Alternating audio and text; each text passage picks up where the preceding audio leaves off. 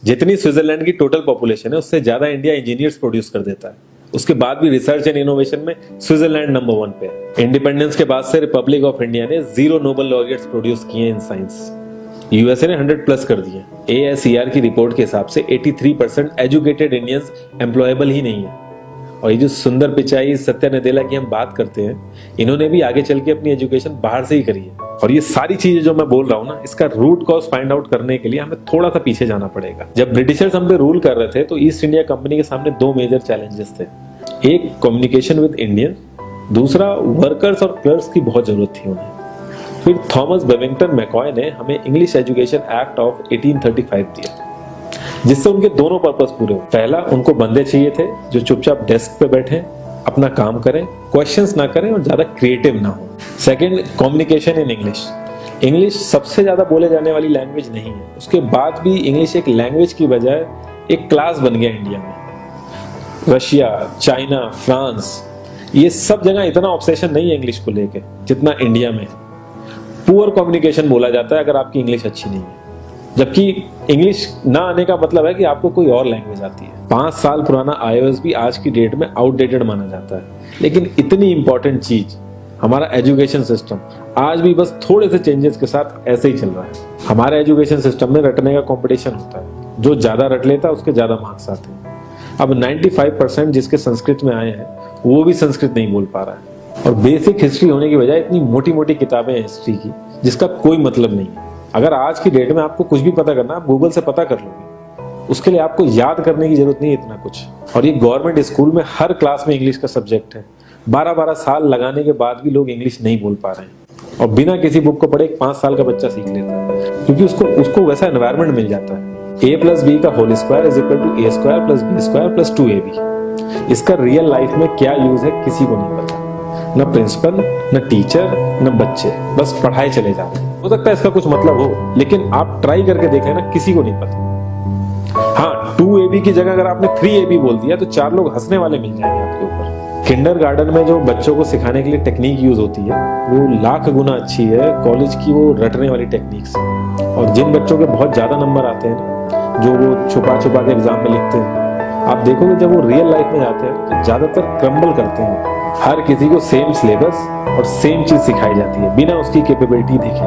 और क्रिएटिविटी का तो दूर दूर तक मतलब नहीं होता। अब एक लाइन से आप शेर, मछली, सांप, हाथी सबको लाइन से खड़ा कर दो, उनसे को पेड़ पे चढ़ो, उनको तो जिंदगी भर यही लगेगा ना कि वो तो किसी काबिल ही नहीं है। और द्रोणाचार्य ने भी पांडवों को उनकी स्किल सेट के हिसाब से उनको चीजें सिखाई, सबको एक ही चीज नहीं सिखा दी।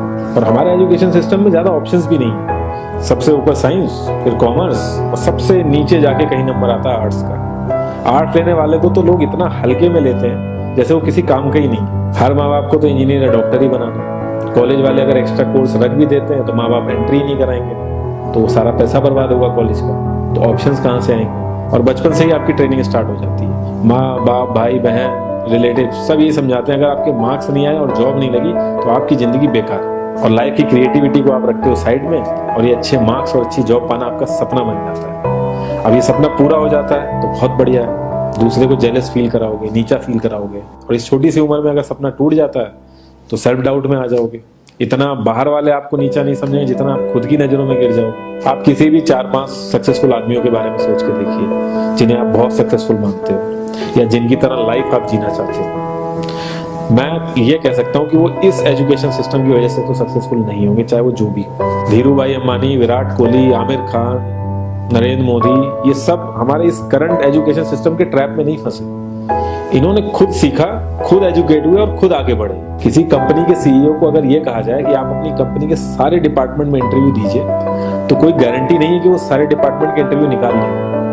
और ये भी हो सकता है कि वो आधे से ज्यादा डिपार्टमेंट के लिए क्वालिफाई ना करें एजुकेशन वाइज, लेकिन वो पूरी कंपनी चला सकता है। तो ये जो एक स्किल है, इसके बारे में बात क्यों नहीं होती? लोग अपनी 25% से ज्यादा जिंदगी इस करंट एजुकेशन सिस्टम में लगा देते हैं ताकि अपने से कम पढ़े लिखे आदमी की कंपनी में जाके उसके सपने पूरे कर सके। इंडिया का जो करंट एजुकेशन सिस्टम है, अगर वो इतना ही अच्छा है तो जो भी सेलिब्रिटीज हैं, पॉलिटिशियंस हैं, वो अपने बच्चों को बाहर क्यों भेज रहे हैं पढ़ने के लिए? इनफैक्ट पॉलिटिशियंस के साथ तो ऐसा करना चाहिए, जिस एरिया से वो जीते हों उसी एरिया के गवर्नमेंट कॉलेज में उनके बच्चों को पढ़ना कंपलसरी हो जाए, तभी वहां के गवर्नमेंट कॉलेज सुधर सकते हैं। 368 प्यून की जॉब के लिए 1.5 लाख ग्रेजुएट और 24,968 पोस्ट ग्रेजुएट ने अप्लाई किया।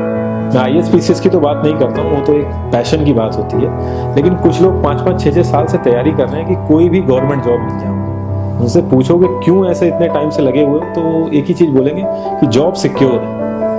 मतलब आप काम नहीं भी करोगे तो आपको निकाला नहीं जाएगा। ये सारी कामचोरी वाली बातें माइंड में इसीलिए आती हैं क्योंकि हमारा जो करंट एजुकेशन सिस्टम है वो इतना कॉन्फिडेंस ही नहीं देता है कि हम अपनी स्किल के दम पे कहीं जाके काम करें और हमें निकलने का डर ना हो।